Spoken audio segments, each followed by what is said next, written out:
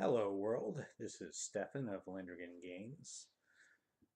The first batch of animations on which I'm working are, right now I'm doing just the moving left and right animations, the Styocean beat 'em ups. And I'm currently finishing up the right facing animations.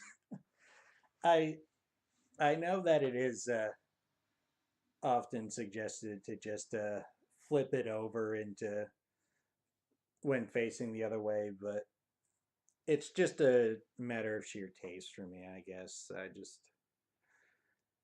I prefer to create separate left-facing animations. So that's where we are currently.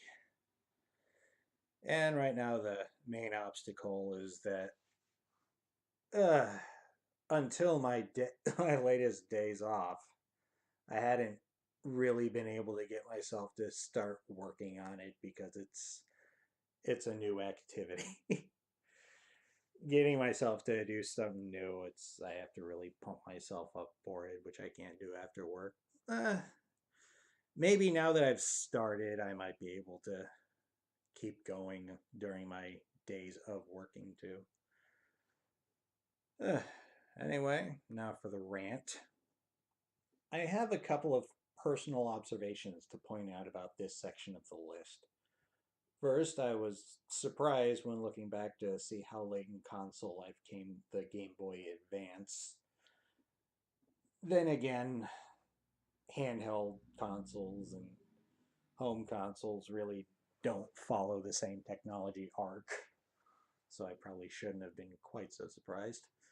Secondly, I find it ironic that I still stand by the statement that the PlayStation 2 has the largest library of good games, and yet this is the shortest section in my list, and it showcases only 2 games that existed on that console.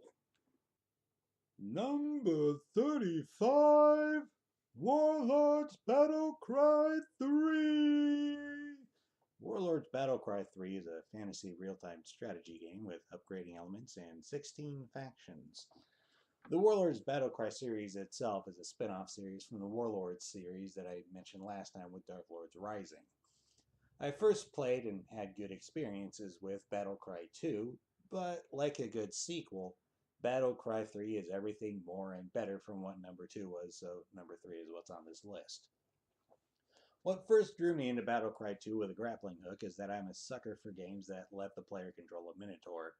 The Minotaur is one of my favorite mythological creatures, as all viewers of these videos can guess, so my controlling an army of Minotaurs automatically made it Game of the Year for me. After I upgraded the Minotaur army to a drunk Minotaur army, I set up a Shrine to Infinity Interactive, next to my Shrine to Julian Lafay. As for armies in general, I'm quite happy to report that Battlecry 3 has factions that I love playing and ones that I hate playing.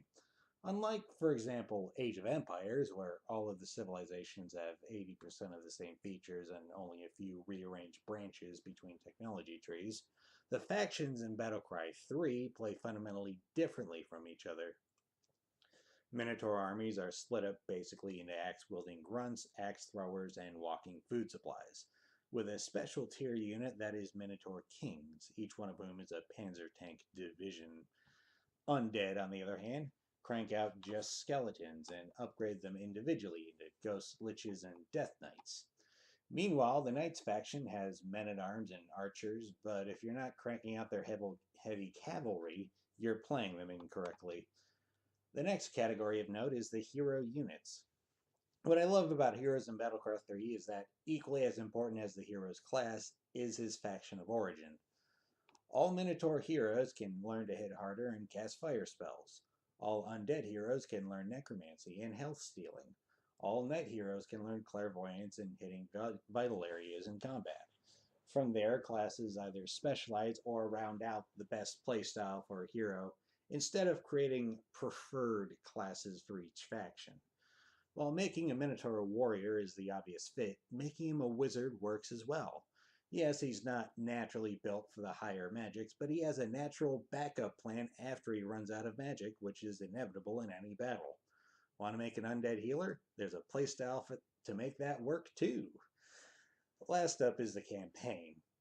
The main story is the typical save the world from the latest bout of one-upmanship, but after you pass through the first plot point, the entire map opens up, leaving you free to jump into side plots and random battles, leaving you to never talk about the big bad wolf ever again if you want, or if you forget that he exists, like I did until writing this. Number 36, Elder Scrolls 3 Morrowind. Morrowind is an action kind of role-playing game that is the sequel to Daggerfall. My reason for loving Morrowind is pretty simple. Everything in the game can affect the outcome of everything else, and the player can interact with almost all of these variables. Let's take running and jumping as an example. The first set of variables is his skills with athletics and acrobatics. Next set are his speed and agility attributes. Then there's how much he's carrying, specifically how much he is weighed down by what he's carrying. That means that his strength attribute and what he's wearing also affect how fast he can run and how far he can jump. As for interacting with the variables, that the player can custom craft magic spells is both a major feature and a microcosm of how much the player's choices shape the capabilities of the player character. As well, there technically are preset classes in this game, but thanks to the custom classes feature, my character is always a great and mighty pineapple salad. Number 37, Star Wars Battlefront 2. Star Wars Battlefront 2 is a first-person shooter that takes place across various battle scenarios across various locations within the Star Wars universe and is centered around capturing command points.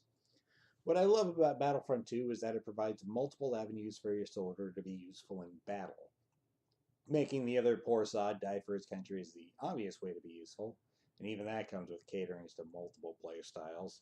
But there's also going straight for command points. If glory isn't for you, there's even pride to be had in fixing the vehicles and vending machines.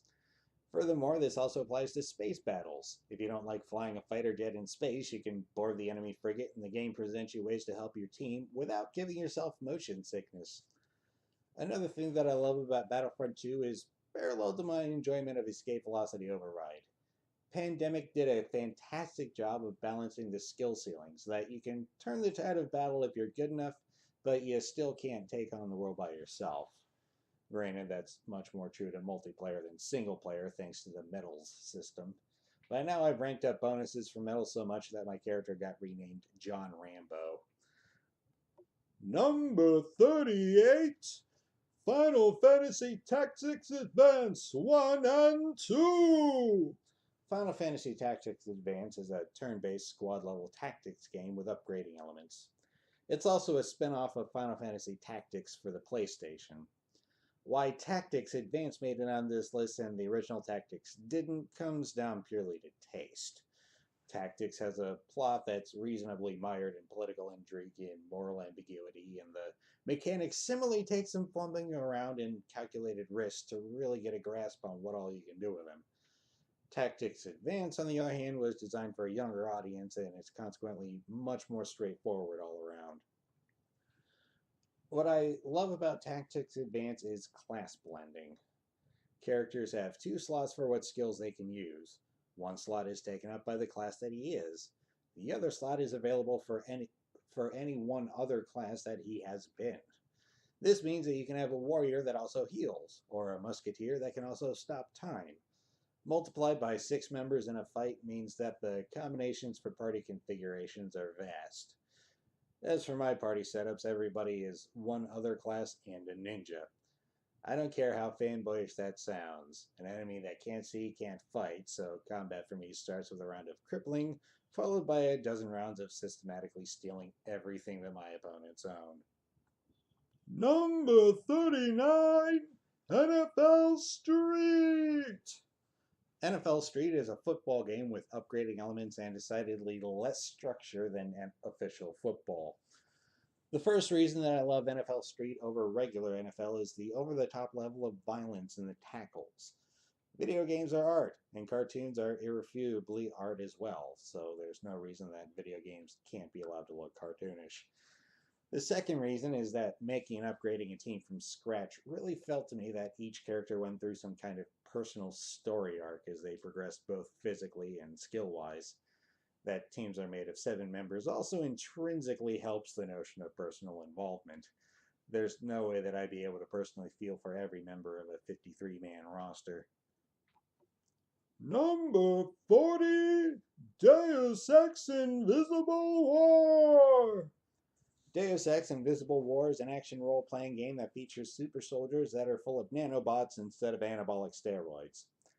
No, I never finished the first Deus Ex. No, I never will. Invisible War is the first game where I've role-played a cold, unapologetic weasel. The Alex, which I played, had a black market dealings in the VIP section of a club, and when he got everything he wanted from that dealer, he got an informant's reward for ratting out the club owner to the police. When confronted about that by the now arrested owner, he replied only, "That's a shame." While it is a little ironic that his deadpan delivery of every line of dialogue makes only the weasel option entertaining, an entertaining weasel option is nonetheless a rarity, especially in role playing games, since role playing the bad guy tends to be either disappointing or essentially parallel to role playing the good guy.